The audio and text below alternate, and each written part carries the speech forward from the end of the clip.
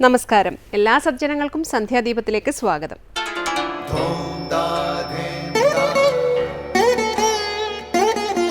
ശുഭം ഭവതു കല്യാണമായുസാരോഗ്യവർദ്ധനം സർവദുഃഖ വിനാശായ സന്ധ്യാദീപം നമോസ്തുതേ.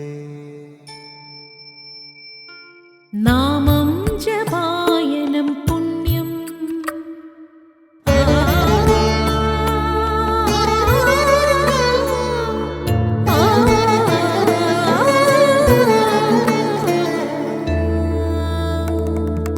നാമം ജപായനം പുണ്യം നിരുപമദീപാങ്കുരം പോലെ സ്വരശ്രുതിലയവരമതുലം ദീവാങ്കണം മോക്ഷസംഗീതസാരം നീളും വഴിത്താരയിൽ ജീവതാരം മന്ത്രാലാപം മായാവിൻ നിൻ പ്രസാദം.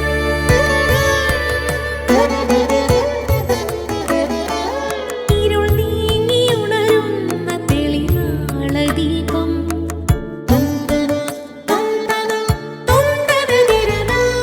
ഇരുൾ നീങ്ങിയുണരുന്ന തെളിനാളദീപം പ്രണവാമൃതം ചൊരിയുന്ന ദീപം.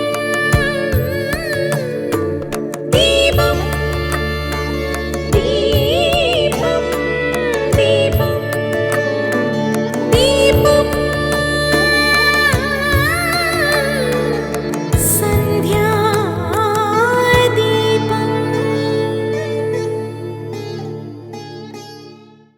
ഒരു വ്യക്തിയുടെ ഉയർച്ച അയാളിൽ നിന്നു തന്നെയാണ് ആരംഭിക്കുന്നത്.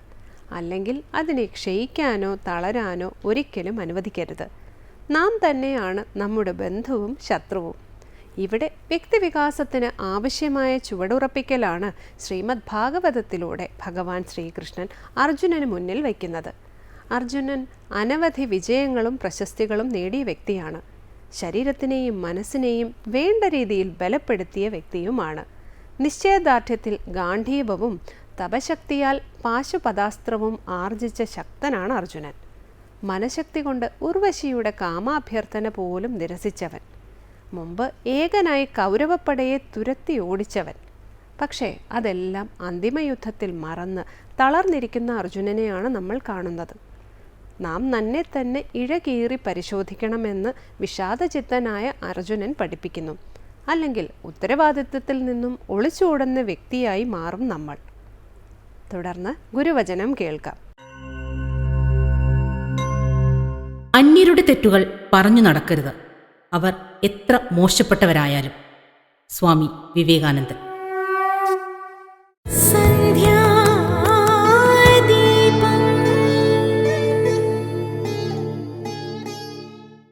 ഇനി ദീപാരാധനയ്ക്കായി ക്ഷേത്ര സന്നിധിയിലെത്തി അവിടുത്തെ ഐതിഹ്യങ്ങളും പ്രതിഷ്ഠാവിശേഷങ്ങളും കൂടി അറിഞ്ഞ് ആരതി തൊഴുതു മടങ്ങാം. എല്ലാവർക്കും നമസ്കാരം.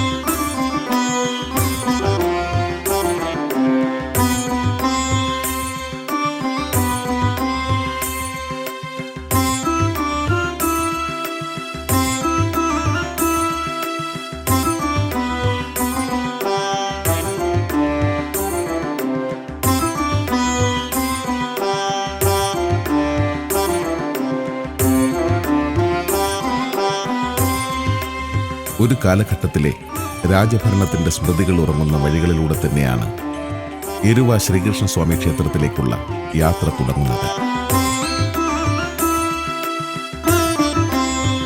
എരുവ ശ്രീകൃഷ്ണസ്വാമി ക്ഷേത്രത്തിന്റെ ചരിത്ര കഥകളിൽ നിറഞ്ഞു നിൽക്കുന്നതും കായംകുളം രാജവംശത്തിന്റെ ക്ഷേത്രവുമായുള്ള ആത്മീയ ബന്ധം തന്നെയാണ്. യുഗാന്തരങ്ങളോളം പഴക്കമുണ്ട് ഭാരതത്തിലെ രാജപരമ്പര കഥകൾക്ക്. അതുകൊണ്ട് തന്നെ രാജഭരണങ്ങളെക്കുറിച്ചും രാജധർമ്മങ്ങളെക്കുറിച്ചും രാജനീതികളെക്കുറിച്ചുമൊക്കെ എത്രയെത്ര കഥകളാണ് നമുക്ക് മുന്നിലുള്ളത്. ഇതിഹാസങ്ങളായ രാമായണത്തിലും മഹാഭാരതത്തിലുമൊക്കെ നിറഞ്ഞു നിൽക്കുന്ന ഭഗവാൻ അതാത് കാലഘട്ടങ്ങളിൽ ധർമ്മം പുനഃസ്ഥാപിക്കാനായി ഓരോരോ വേഷത്തിലും ഭാവത്തിലും അവതരിക്കുന്നു.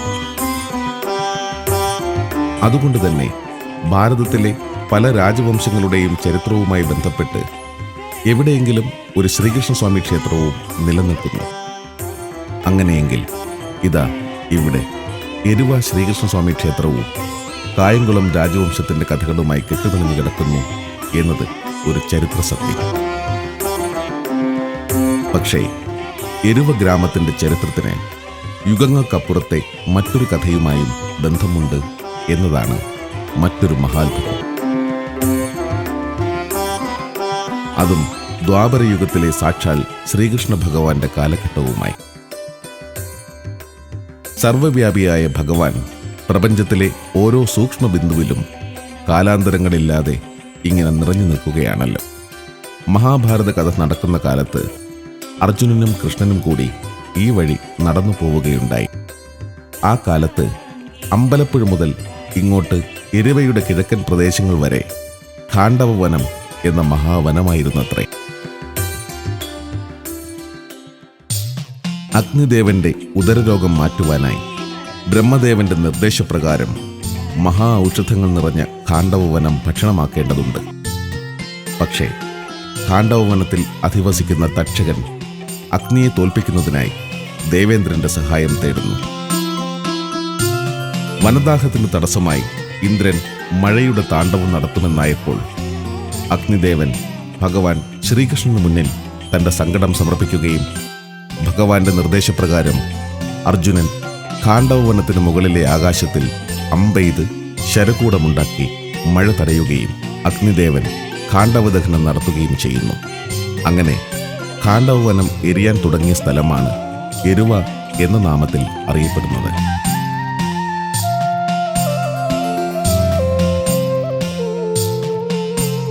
എരുവയുടെ സമീപ പ്രദേശങ്ങളായ പത്തിയൂർ, ഏവൂർ, മണ്ണാറശാല തുടങ്ങി കുട്ടനാടിന്റെ തീരവുമായി ബന്ധപ്പെട്ട് കിടക്കുന്ന നിരവധി പ്രദേശങ്ങൾക്ക് ഖാണ്ഡവദഹനവുമായി ബന്ധപ്പെട്ട് കിടക്കുന്ന പല തെളിവുകളും ഇന്നും സാക്ഷി നിൽക്കുന്നു എന്നത് ചരിത്രം. സച്ചിദാനന്ദ സ്വരൂപമായ ഭഗവാന്റെ പാദസ്പർശമേറ്റ മണ്ണിൽ തന്നെയാണ് ഭഗവാന്റെ ചൈതന്യം നിറഞ്ഞു നിൽക്കുന്ന എരുവ ശ്രീകൃഷ്ണസ്വാമി ക്ഷേത്രം സ്ഥിതി ചെയ്യുന്നു എന്നത് ആനന്ദകരമായ കാര്യം തന്നെയാണ്.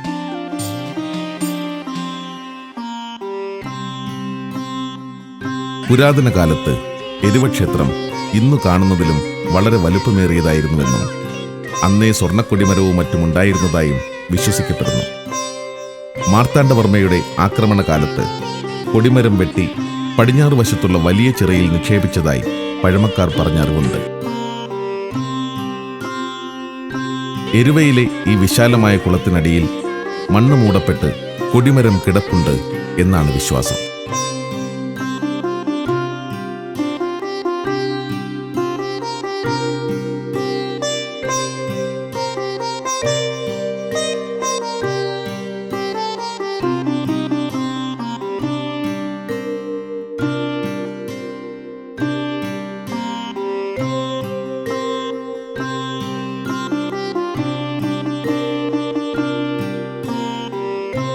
മറ്റ് ശ്രീകൃഷ്ണസ്വാമി ക്ഷേത്രങ്ങളിൽ നിന്ന് എരുവ ക്ഷേത്രത്തിനുള്ള ഒരു പ്രത്യേകത ക്ഷേത്രം പടിഞ്ഞാറോട്ട് ദർശനമായി നിൽക്കുന്നു എന്നതാണ്.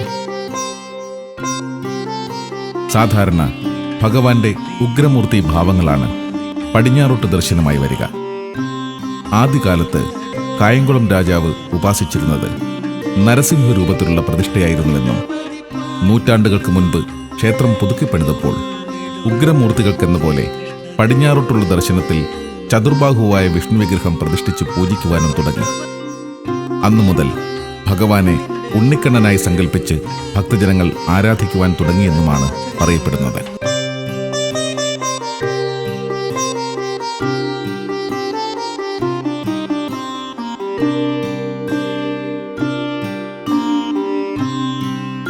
ഉണരുമ്പോൾ ഭഗവാന്റെ സങ്കല്പപാദങ്ങളിൽ നമ്മെ സമർപ്പിക്കുന്നതായും, ഉണർന്നിരിക്കുമ്പോൾ സദാ മന്ത്രജപം നടത്തുന്നതായും, ഉറങ്ങുമ്പോൾ ഭഗവാന്റെ മടിത്തട്ടിൽ ഉറങ്ങുന്നതായും സങ്കല്പിച്ച് അങ്ങനെ സർവ്വചലനങ്ങളും ഭഗവാനിൽ അർപ്പിക്കുന്ന ഒരു ആത്മീയ സംസ്കാരം നിലനിർത്തുക എന്നത് തന്നെയാണ് ഇവിടുത്തെ ഓരോ കൂട്ടായ്മയുടെയും പരമമായ ലക്ഷ്യം.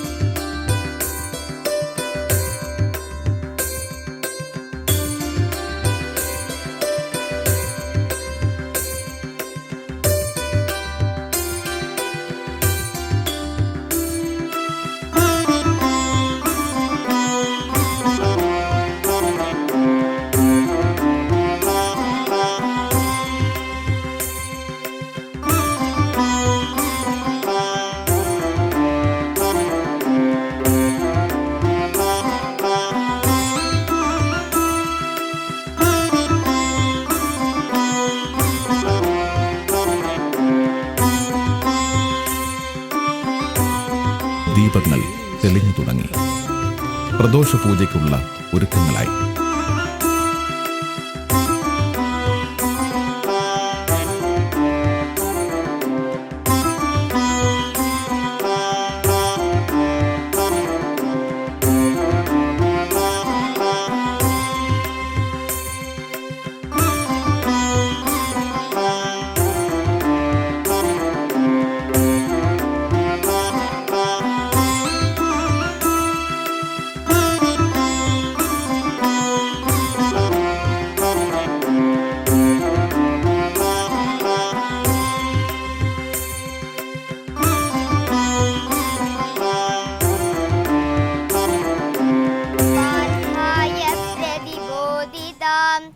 भगवता नारायणेन स्वयं व्यासेन गदिता पुराणमुनिना मध्ये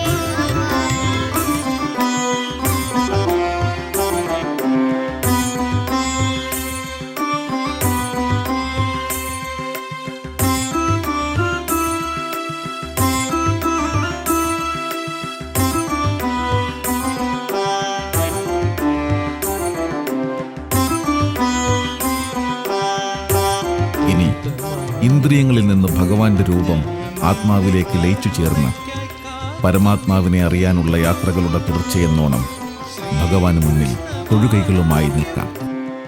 ഈ ആത്മപൂജകളിൽ അലിഞ്ഞു ചേർന്ന് ഭക്തഹൃദയങ്ങൾ വൃന്ദാവനങ്ങളാവട്ടെ. എരുവ ശ്രീകൃഷ്ണസ്വാമിയുടെ അനുഗ്രഹം ഏവർക്കും ഉണ്ടാകട്ടെ.